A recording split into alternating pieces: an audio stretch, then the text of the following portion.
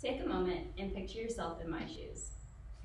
I was about 17 years old, and I was about to go get a gift that I was super excited to get. I walked into my friend's house, and there were a litter of puppies on the floor. I chose one, and I went into my car with him and I started driving home. And he was laying on my lap as I was driving home, and on 75, halfway through, he pukes all over my lap. So I have to sit in the car with puke all over my lap all the way home. And I realized that having a dog is not going to be as magical as I originally had thought it was going to be.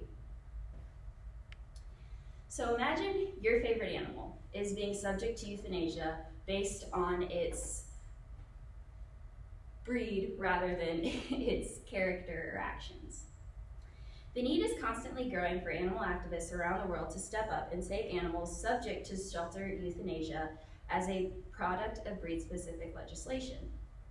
So today I'm going to talk to you guys about how breed-specific legislation got originated, and I'm also going to talk to you about the cause of decline in breed-specific animals, as well as why legislation is needed. And first, I'm going to start by talking to you about how breed-specific legislation originated. So people have incorporated animals into our daily lives all throughout history. But when did people decide that killing specific animal breeds was the key to safety from dangerous animals? Well, in 1918, there was a spike in the media because of recent dog attacks. So if we rewind a little bit, back in the 1800s, dogs such as pit bulls were used for bull baiting, bear baiting, and dog fighting. But in 1835, bull baiting was announced illegal and dog fighting started to increase.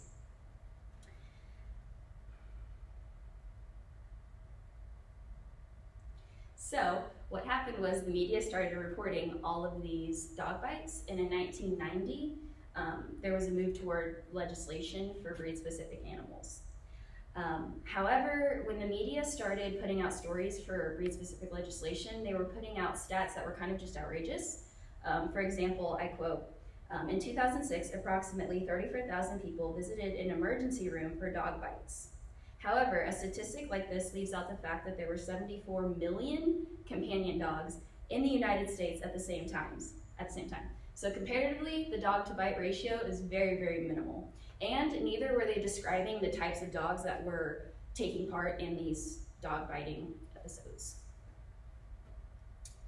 So, next I'm going to tell you guys about the AVMA. So that's the American Veterinary Medical Association. And they put out a kind of a rebuke to what breed-specific legislation people who were very passionate about getting this legislation passed. They said, owners of a pit bull type dogs deal with strong breed stigma. However, controlled studies have not identified this breed group as disproportionately dangerous. So, in the 1980s, there was a call for action. And what kind of sparked that was one specific case. So 3 dog attacks happened in Yakima, Washington at the same time. And because of that, the city itself went ahead and established 3,034 breed ban ordinances just based off of those 3 dog bites that had supposedly happened from a bully breed or a pit bull breed, but was never really clarified. So after the first large spike, it took about 3 decades, but all around the US, we were finding breed bans all throughout. And one of the stats on that is 36 states have adopted breed-specific legislation. So that means about 1,052 cities in the United States have it. And I wanted to kind of add in a quote here from Piers Burney, who is the author of Confronting Animal Abuse. He talks about in his book about animal violence and the history of animal violence, not only for dogs, but for all animals throughout history. And he quotes, well, I quote him, "If violations of animal rights are to be taken seriously, I recommend that activists and scholars could profitably examine why some harms to animals are defined as criminal, or others are abusive but not criminal, and still others neither criminal nor abusive." So now that I've talked to you guys a little bit about breed-specific legislation and what kind of cause it's had on the US, I'm going to tell you guys why legislation reform is needed. Reform for breed-specific legislation is needed for both pet owners and bully breeds. So an interesting thing happened with pit bulls a few years ago. They actually started becoming workforce dogs and service dogs.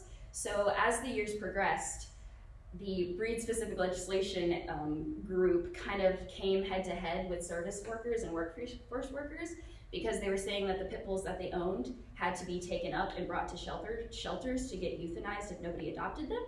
And that became an issue which started to cause conflict, and it's kind of, I guess, brought light to breed legislation reform in that BSL is killing innocent dogs just because of their stature and not necessarily their actions.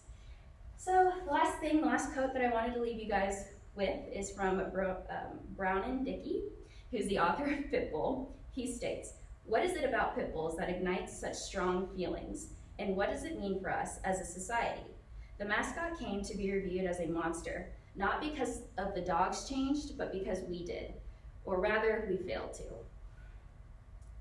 So, as I said again, the need is constantly growing for animal activists around the world to step up and save animals subject to shelter euthanasia as a product of breed-specific legislation. Kane Foster, author of I Am a Good Dog, once said about pit bulls, "We are lucky because we really need them, their beauty and intelligence, and they bring value to our lives."